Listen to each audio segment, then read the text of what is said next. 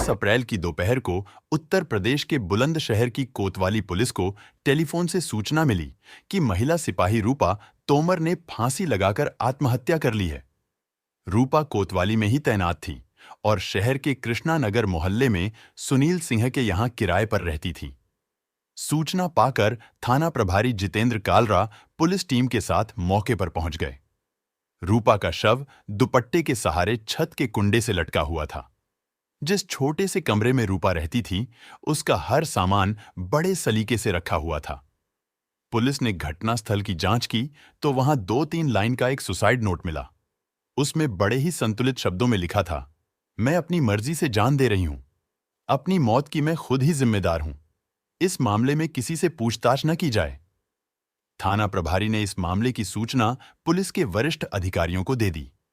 सूचना पाकर वहां के सिटी एसपी अजय कुमार साहनी और डिप्टी एसपी राकेश कुमार भी मौके पर पहुंच गए।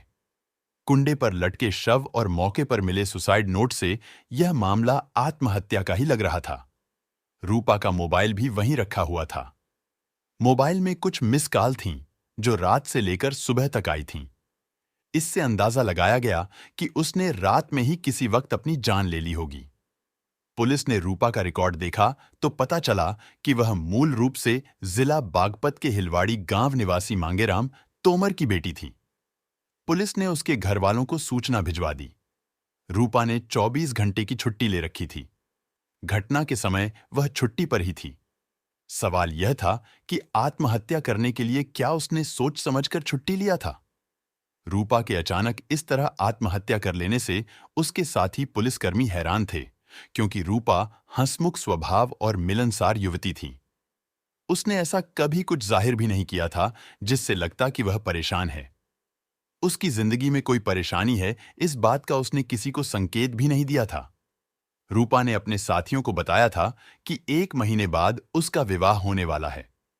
ऐसे में उसने अचानक ऐसा कदम क्यों उठाया, यह बात किसी की समझ में नहीं आ रही थी। आत्महत्या का कोई स्पष्ट कारण भी नहीं था। ऐसे में यही सोचा गया कि उसने किन्हीं निजी कारणों से आत्महत्या की होगी। रूपा ने चूंकि किसी को जिम्मेदार नहीं ठहराया था, इसलिए विशेष जांच का कोई कारण नहीं था। फिर भी एहतियात के तौर पर पुलिस ने फॉरेंसिक एक्सपर्ट की टीम को घटनास्थल पर बुलवाया। इस टीम द्वारा मुआयना करके मौके से जरूरी चीजें एकत्र किए गए। प्राथमिक कार्रवाई के बाद पुलिस ने रूपा के शव को पोस्टमार्टम के लिए भेज दिया और उसके परिजनों के थाने आने का इंतजार करने लगी। शाम तक उसके पिता मांगेराम, चाचा संजीव तोमर व भाई सुनील तोमर बुलंदशहर पहुंच गए। उनसे भी पूछताछ की गई। उन्होंने बताया कि 1 महीना पहले ही रूपा की सगाई हुई थी। 16 जून को उसका विवाह होना था। वे लोग विवाह की तैयारियों में जुटे थे। अपने विवाह के लिए वह खुद भी खरीदारी करने वाली थी। रूपा के घर वाले ऐसी कोई वजह नहीं बता सके जिसके चलते रूपा की मौत हुई हो। उसकी साथी महिला पुलिसकर्मियों का भी कहना था कि रूपा अपने विवाह को लेकर बहुत खुश थी। थाने में चूंकि रूपा की राइटिंग मौजूद थी, इसलिए पुलिस ने पुष्टि के लिए सुसाइड नोट की राइटिंग का मिलान रूपा की राइटिंग से करके देखा। उसकी राइटिंग सुसाइड नोट से पूरी तरह मेल खा रही थी। इससे स्पष्ट हो गया कि सुसाइड नोट उसी का लिखा हुआ था। उधर 2 डॉक्टरों की टीम ने रूपा की लाश का पोस्टमार्टम किया। पोस्टमार्टम के बाद रूपा के शव को उसके घर वालों के हवाले कर दिया गया। रूपा ने खुद आत्महत्या की थी। न उसे किसी ने उकसाया था और न ही इसके लिए उसने किसी को जिम्मेदार ठहराया था, इसलिए पुलिस ने जांच बंद कर दी। अगले दिन पुलिस को रूपा की पोस्टमार्टम रिपोर्ट मिली तो वह चौंक गए, क्योंकि रिपोर्ट में साफ तौर पर लिखा था कि रूपा की मौत गला दबाने से सांस रुकने की वजह से हुई थी, यानी उसकी हत्या की गई थी। रिपोर्ट में हत्या का समय 8 से 10 बजे के बीच बताया गया था। अब यह बात साफ हो गई थी कि रूपा की हत्या करने के बाद उसके शव को दुपट्टे से लटकाया गया था ताकि मामला आत्महत्या का लगे। लेकिन सवाल यह था कि अगर हत्या हुई थी तो रूपा ने सुसाइड नोट क्यों लिखा? हैरानी की बात यह थी कि मौके पर जोर जबरदस्ती के चिन्ह भी नहीं थे, जिससे यह माना जाता कि किसी ने उससे दबाव में ऐसा कराया होगा। हकीकत जानने के बाद एसएसपी उमेश कुमार सिंह चौंक गए। मामला चूंकि उनके ही विभाग की सिपाही की हत्या का था, इसीलिए उन्होंने जांच में थाना पुलिस के साथ साथ क्राइम ब्रांच की टीम को भी लगा दिया। पुलिस यह मानकर चल रही थी कि हत्यारा बहुत चालाक है। वह आया और हत्या को आत्महत्या का रूप देकर चला गया। सुसाइड नोट की लाइन किसी से पूछताछ न की जाए। उसने जानबूझकर लिखवाई होगी ताकि पुलिस किसी से पूछताछ न करके इसे आत्महत्या माने और जांच बंद कर दे। यह बात साफ थी कि हत्यारा रूपा का ही कोई ऐसा जानकार था जिसे अपने कमरे पर आने से वह इनकार नहीं कर सकती थी। दूसरे उसे कोई डर होता तो वह शोर मचाती या किसी को बताती। यहां यह सवाल महत्वपूर्ण हो गया कि ऐसा कौन आदमी रहा होगा जो रूपा की मर्जी से उसके पास पहुंचा और उसकी हत्या करके चला गया। पुलिस ने रूपा के घर वालों को बुलवाकर उनसे विस्तार से पूछताछ की तो वे ऐसे किसी व्यक्ति के बारे में नहीं बता सके जिस पर संदेह किया जा सके। उनकी खुद भी समझ में नहीं आ रहा था कि रूपा के साथ ऐसा किसने और क्यों किया। उन्होंने बताया कि रूपा का रिश्ता मेरठ के कस्बा जानी में रहने वाले राहुल के साथ हुआ था। राहुल सीआईएसएफ में सिपाही था। फिलहाल उसकी तैनाती बिहार की राजधानी पटना में थी। राहुल और रूपा के साथ साथ दोनों परिवार भी इस रिश्ते से खुश थे। रूपा का मोबाइल हत्या का राज खोल सकता था। पुलिस ने उसके मोबाइल नंबर की कॉल डिटेल्स हासिल करके उसकी छानबीन की तो पता चला कि एक नंबर पर उसकी सबसे ज्यादा बातें होती थीं। उस नंबर के बारे में उसके घर वालों से पूछा गया तो पता चला वह नंबर राहुल का था। हत्या वाले दिन और उससे पहले रूपा की राहुल से बराबर बात हो रही थी, जबकि 1 मई की दोपहर के बाद दोनों के बीच किसी प्रकार का संपर्क नहीं हुआ था। पुलिस ने राहुल का नंबर मिलाया, लेकिन वह स्विच्ड ऑफ आ रहा था। इससे पुलिस के शक की सुई राहुल पर जाकर ठहर गई। पुलिस ने रूपा के मकान मालिक से भी पूछताछ की। उसने एक ऐसी बात बताई जिससे पुलिस के शक को और भी बिया आच गया। रूपा ने मकान मालिक को एक दिन पहले बताया था कि उसका मंगेतर उससे मिलने के लिए आएगा। यह जानने के बाद पुलिस ने राहुल के नंबर की सभी डिटेल्स निकलवाया तो उससे पता चला कि 1 मई की दोपहर से लेकर रात तक राहुल की लोकेशन बुलंदशहर में ही थी। इसके बाद उसने अपना मोबाइल स्विच ऑफ कर दिया था। अब पुलिस को शक के मजबूत आधार मिल गया था। पुलिस ने रूपा के घर वालों की तरफ से राहुल के खिलाफ हत्या का केस दर्ज कर लिया।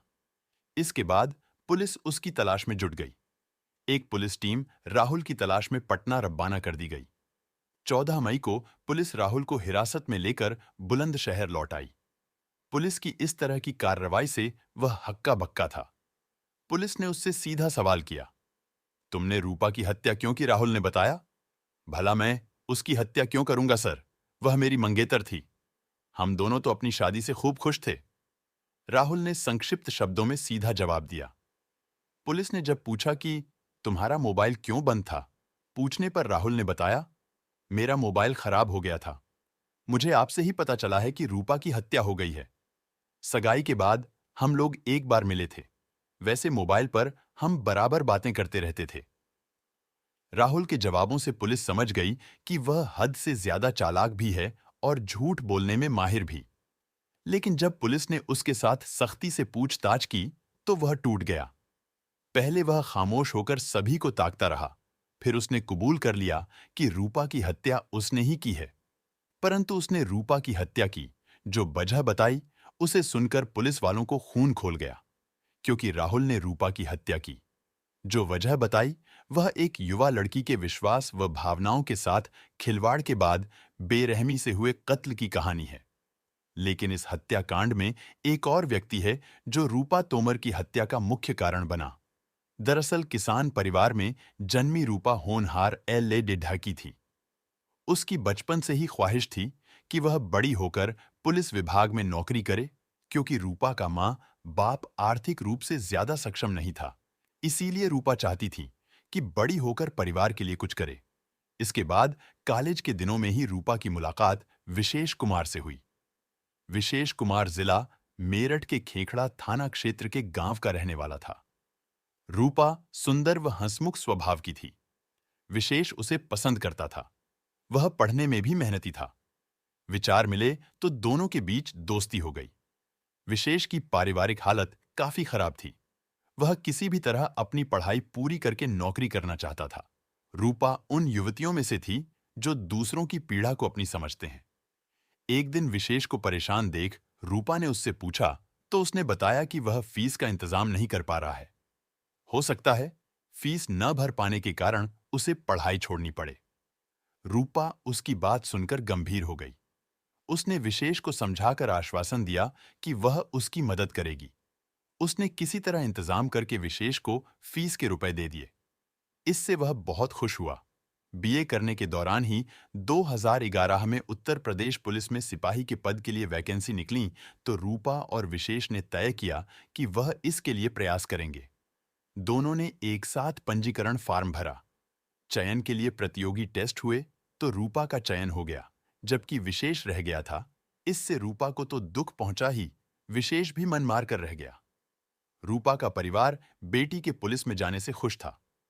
कुछ महीनों के प्रशिक्षण के बाद रूपा को तैनाती मिल गई। 2013 में रूपा का ट्रांसफर बुलंदशहर जनपद में हो गया। विशेष चूंकि अब तक कहीं नौकरी नहीं कर पाया था, इसीलिए वह परेशान रहता था।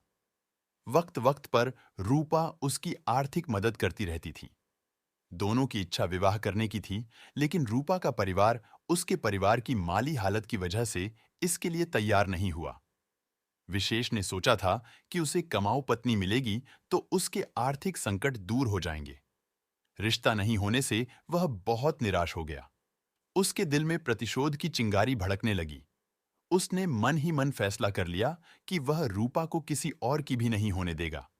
लेकिन उसने अपने इरादे कभी जाहिर नहीं होने दिए। यह अलग बात थी कि मांगने पर रूपा उसे पैसे भेज देती थी। रूपा की तैनाती देहात के थाने में थी। वहां उसे काफी दिक्कत होती थी, इसलिए वह शहर में आना चाहती थी। इसी दौरान उसकी मुलाकात सिपाही सुशील जावला से हो गई। सुशील क्राइम ब्रांच में तैनात था और मूल रूप से नवसृजित जिला शामली के थाना कांधला क्षेत्र के गांव भभीसा का रहने वाला था। वह काफी तेज तर्रार था। अधिकारियों के संपर्क में रहने से डिपार्टमेंट में उसकी अच्छी पकड़ थी। रूपा पहली ही नजर में सुशील के दिल में उतर गई। भावनात्मक स्वभाव की रूपा पुलिस की नौकरी में भले ही आ गई थी, लेकिन उसमें न तो पुलिस जैसी तेजी थी और न ही उसे जमाने का तजुर्बा था। सुशील ने दोस्ती का हाथ बढ़ाया तो रूपा भी इनकार नहीं कर सकी। रूपा ने अपनी समस्या सुशील को बता दी थी। सुशील चाहता था कि रूपा पूरी तरह उसके जाल में फंस जाए, इसलिए उसने अधिकारियों से अपने संबंधों का फायदा उठाकर रूपा को शहर लाने के प्रयास शुरू कर दिए। इस प्रयास में उसे सफलता मिली, जिसकी बदौलत रूपा को शहर कोतवाली में तैनाती मिल गई। दोनों के बीच मुलाकातों बातों का सिलसिला बढ़ा तो सुशील ने प्रेम का इजहार करके रूपा के सामने शादी का प्रस्ताव रखा। एक तो सुशील अपनी ही जाति का था और मेरठ की तरफ का रहने वाला था, इसलिए रूपा को यह ठीक लगा। उसने सोचा कि सुशील भी चूंकि सरकारी नौकरी में है, इसलिए दोनों का जीवन सुखमय रहेगा। शादी की बात करते समय सुशील ने एक बात साफ कर दी थी कि वह शादी 2 साल से पहले नहीं करेगा। उसने चूंकि रूपा को खूब सपने दिखाए थे, इसलिए वह 2 साल बाद भी शादी करने को तैयार थी। रूपा विशेष को अपना दोस्त भी मानती थी और शुभचिंतक भी। उसने इस बारे में विशेष को भी बताया। विशेष पहले से ही बहुत गुस्से था। उसने रूपा की हां में हां तो मिलाई, पर अंदर ही अंदर जलता रहा। विशेष चाहता था कि रूपा की शादी किसी से भी न हो, ताकि उसे और उसके घर वालों को यह पछतावा रहे कि विशेष से रिश्ता न करके उन्होंने बहुत बड़ी भूल की है। विशेष ने किसी तरह सुशील का पता लगाया और उससे संपर्क करके रूपा के पुराने दिनों की बातें बताकर उसे भड़काने का प्रयास किया, लेकिन उस पर इसका कोई असर नहीं पड़ा। उधर रूपा ने सुशील के बारे में अपने घर वालों से बात की और जब उन्हें पता लगा कि बेटी विवाह करना चाहती है तो उन्होंने सुशील के बारे में पता लगाया। लेकिन उन्हें जो जानकारी मिली उसे उनके पैरों तले की जमीन खिसक गई। सुशील न सिर्फ विवाहित था, बल्कि एक बच्चे का बाप भी था। यह बात रूपा को पता चली तो उसके सारे सपने टूटकर बिखर गए। वह समझ गई कि सुशील को विवाह की जल्दी क्यों नहीं थी। दरअसल सुशील शादी के बहाने उसे भावनाओं के जाल में फंसाकर मन बहलाने का साधन बनाना चाहता था। इस झटके ने रूपा को अंदर तक हिलाकर रख दिया। रूपा ने सुशील को जमकर खरी खोटी सुनाई और उससे पूरी तरह संपर्क तोड़ दिया। विशेष को इससे बहुत सुकून मिला, जबकि रूपा से अफसोस जताकर वह उसका सच्चा हमदर्द होने का ढोंग करता रहा। इसी बीच सुशील का ट्रांसफर बागपत जिले में हो गया। उधर रूपा के परिजनों ने उसके लिए रिश्ते की तलाश शुरू कर दी। मार्च 2014 में यह तलाश राहुल के रूप में पूरी हुई। अच्छे परिवार का राहुल सीआरपीएफ में था। रूपा और राहुल ने एक दूसरे को पसंद कर लिया तो दोनों का रिश्ता पक्का हो गया। दोनों ही परिवार चाहते थे कि विवाह जल्द हो जाए, इसलिए 7 अप्रैल को सगाई की रस्म पूरी कर दी गई। विवाह के लिए भी 16 जून की तारीख तय हो गई। सगाई होने के बाद रूपा और राहुल की मोबाइल पर बातें होने लगीं। रूपा ने राहुल को विश्वास दिलाया कि वह उसे बहुत प्यार करती है और हमेशा करती रहेगी। राहुल भी यह सोचकर मन ही मन खुश था कि उसने होने वाली पत्नी के रूप में रूपा जैसी सुंदर व हंसमुख ललित की मिली है। रूपा की खुशी भी किसी से छिपी नहीं थी। उसने सभी को बता दिया था कि 1 महीने बाद उसका विवाह होने वाला है। उधर विशेष कुमार, जो खुद को रूपा का झूठी हमदर्द जताकर उससे पैसे मांगता रहता था। रूपा यह सोचकर पैसे दे देती थी कि वह उसका दोस्त भी है और वक्त का मारा भी। रूपा नहीं जानती थी कि वह आस्तीन का सांप है। विशेष को जब रूपा की सगाई और विवाह की सूचना का पता चला तो एक बार फिर उस पर बिजली सी गिरी। उसने तय कर लिया कि वह इस रिश्ते को तुड़वा कर रहेगा। उधर सुशील भी पोल खुलने पर रूपा के हाथों हुई बेइज्जती की वजह से सुशील भी अपमान की आग में झुलस रहा था और विशेष ने फोन करके रूपा की शादी के बारे में सुशील को भी बता दिया। सुशील क्राइम ब्रांच में रह चुका था, इसीलिए अपने संपर्कों का इस्तेमाल करके उसने सबसे पहले रूपा की कॉल डिटेल्स हासिल की। इससे उसे उस नंबर का पता चल गया जिस पर वह सबसे ज्यादा बात करती थी। वह नंबर राहुल का था। उसने राहुल का नंबर विशेष को बता दिया। विशेष ने राहुल को एक दिन फोन करके बताया कि वह रूपा से शादी न करे क्योंकि वह उसे प्यार करता है और उससे शादी करना चाहता है। विशेष ने अपना नाम बताए बिना राहुल के सामने शर्त रखी थी कि वह इस बारे में रूपा को कुछ न बताए। अपनी होने वाली पत्नी के बारे में ऐसी बातें सुनकर राहुल का खून खौल गया। उसने रूपा से इस मुद्दे पर बात की तो उसने इसे झूठ बताया। खैर, उन दोनों के बीच झगड़ा और प्यार ऐसे ही चलता रहा। धीरे धीरे राहुल को विश्वास हो गया कि कोई उसे भड़काने के लिए ऐसा कर रहा है। राहुल को विश्वास में लेकर रूपा ने वह नंबर हासिल कर लिया जिससे राहुल को फोन किया गया था। वह नंबर विशेष का निकला। रूपा ने फोन लगाकर कर विशेष को खूब लताड़ा। उसने सफाई देनी चाहिए, लेकिन रूपा ने उसकी एक नहीं सुनी। इसके बाद विशेष की हालत हारे हुए ज्वारी जैसी हो गई। रूपा ने उससे बात तक करनी छोड़ दी। योजनानुसार इसके बाद सुशील ने राहुल को फोन करके अपने और रूपा के रिश्ते की बातें बताईं और उससे दूर रहने को कहा। इन बातों से राहुल का दिमाग खराब हो गया। इस तरह विशेष और सुशील ने मिलकर उसके मन में शक का बीज बो दिया। इस बात को लेकर रूपा और उसके बीच तकरार भी हुई। इधर यह सब चल रहा था और उधर रूपा का परिवार विवाह की तैयारियां करने में लगा था। इन बातों के बाद राहुल ने रूपा से बात करनी बंद कर दी तो वह विचलित हो गई। इसके बावजूद उसने राहुल को विश्वास दिलाने के लिए उसे फोन करना जारी रखा। दोनों के बीच कई दिनों तक रूठने मनाने का दौर चलता रहा। उधर विशेष भी राहुल को फोन करके भड़काता रहा, जबकि रूपा राहुल को विश्वास दिलाती कि वह सिर्फ उसी से प्यार करती है और उसके लिए अपनी जान भी दे सकती है। 1 मई को रूपा ने राहुल से मिलने आने को कहा। राहुल ने इनकार किया तो वह रिक्वेस्ट करते हुए बोली, प्लीज राहुल आ जाओ, मैं तुम्हें सच बताना चाहती हूं। ऐसा कुछ भी नहीं है जैसा तुम सोच रहे हो। राहुल तैयार हो गया। रूपा ने इंटरनेट के जरिए 1 मई का ट्रेन से उसका रिजर्वेशन भी करा दिया था। उसके साथ वक्त बिताने के लिए उसने 24 घंटे की छुट्टी भी ले ली थी। एक दिन पहले रूपा ने मकान मालिक को भी बता दिया कि उसका मंगेतर उससे मिलने के लिए आएगा। 1 मई की दोपहर राहुल उसके पास आया। रूपा बहुत खुश थी।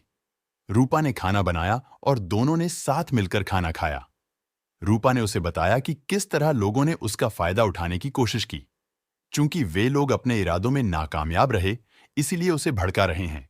इसी बीच रूपा के मोबाइल पर कुछ लोगों के फोन आए। इंसान के दिमाग में शक हो तो उसे सब कुछ वैसा ही दिखता है जैसा उसके दिमाग में चल रहा होता है। राहुल के साथ भी यही हुआ। उसे लगा कि रूपा के दोस्तों का फोन है। राहुल को लगता था कि विवाह के बाद भी वह ऐसी ही रहेगी। इस तरह फोन आने पर दोनों के बीच काफी बहस हुई। इसी बीच राहुल ने एक खतरनाक निर्णय ले लिया। दरअसल रिश्ता होने के बाद एक दिन राहुल ने टीवी पर फिल्म बाजीगर देखी थी। फिल्म में शाहरुख खान चालाकी से दुश्मन की बेटी को प्यार के जाल में फंसाकर पहले सुसाइड नोट लिखवाता है, फिर उसे छत से फेंक देता है।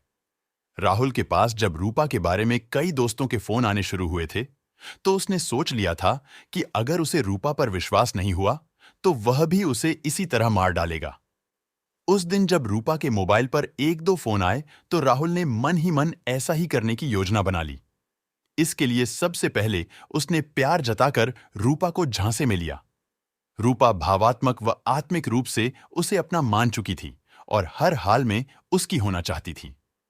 अपनी योजना के अनुसार राहुल ने कागज पेन उठाया और अपनी तरफ से सुसाइड नोट लिखकर रूपा को थमाते हुए बोला, मैं तुम्हें इतना प्यार करता हूं, अब अगर मुझे कुछ भी हो जाए उफ तक नहीं करूंगा। अब बोलो, तुम भी मुझसे इतना ही प्यार करती हो? रूपा ने कहा है, बिल्कुल। तब राहुल बोला, ठीक है, जैसा मैंने लिखा है, हिम्मत है तो तुम भी एक कागज पर लिख कर दो। रूपा बोली, तुम्हारे लिए मैं जान भी दे सकती हूं। मैंने तुम्हें अपना सब कुछ मान लिया है, फिर ये लाइनें क्या चीज हैं? लाओ, लिख देती हूं। फिर किया था, राहुल से कागज पेन लेकर रूपा ने भी वैसा ही लिखकर दे दिया। इसके बाद राहुल हंसकर बोला, अब तुम्हारा गला दबा दूं? तो रूपा बोलती है, ये जान अब मेरी नहीं, तुम्हारी है राहुल, चाहे जो करो। रूपा ने कहा तो राहुल दोनों हाथ आगे बढ़ाकर बोला, ट्राई करें। उस वक्त रूपा लेटी हुई थी। उसने सोचा कि राहुल मजाक करके उसकी परीक्षा ले रहा है। राहुल ने उसके दोनों हाथों के पंजे उसकी गर्दन पर रखकर उनके ऊपर हल्का दबाव बनाया तो रूपा कुछ नहीं बोली। वह इसे मजाक समझती रही। उसे नहीं पता था कि वह अपनी मौत को न्योता दे रही है। राहुल ने इसका फायदा उठाकर कसकर उसकी गर्दन दबा दी और तब तक हाथ नहीं हटाए जब तक उसके प्राण नहीं निकल गए। रूपा के हाथ उसके कब्जे में थे। उसकी छटपटाहट रोकने के लिए वह उसके ऊपर बैठ गया था। इस तरह राहुल अपनी योजना में पूरी तरह कामयाब हो गया। इसके बाद उसने एक दुपट्टा लेकर कुंडे से बांधा और रूपा को उठाकर उस पर लटका दिया। फिर उसने बिस्तर वगैरह ठीक किया। अपना लिखा सुसाइड नोट उसने अपनी जेब में रखा और रूपा को उसी हालत में छोड़कर चुपचाप वहां से निकल गया। उसने सोचा था कि पुलिस इसे आत्महत्या ही समझेगी और ऐसा ही हुआ भी, लेकिन पोस्टमार्टम रिपोर्ट ने सारी पोल खोल दी। राहुल के बयानों के बाद पुलिस ने विशेष व राहुल को भी भारतीय दंड संहिता की धारा 109 का आरोपी बना लिया। पुलिस ने विशेष को भी गिरफ्तार कर लिया, जबकि पूरे प्रकरण पर नजर रख रहा सिपाही सुशील तब तक ड्यूटी से फरार हो गया था। पुलिस ने दोनों गिरफ्तार आरोपियों को अदालत में पेश किया, जहां से उन्हें 14 दिन की न्यायिक हिरासत में जेल भेज दिया गया। हालांकि राहुल चाहता तो शादी करने से इनकार कर सकता था, लेकिन उसने दूसरों के बातों में आकर मासूम रूपा को जान से मार दिया। दोस्तों, इस घटना को सुनाने का उद्देश्य किसी का दिल दुखाना या परेशान करना नहीं, बल्कि जागरूक करना है, ताकि आप सचेत रहे। दोस्तों, इस घटना के बारे में आपका क्या राय है? कमेंट में जरूर बताएं और हमारी मेहनत के लिए वीडियो को एक लाइक और चैनल को सब्सक्राइब कर दीजिए। हमारे साथ बने रहने के लिए आपका दिल से धन्यवाद।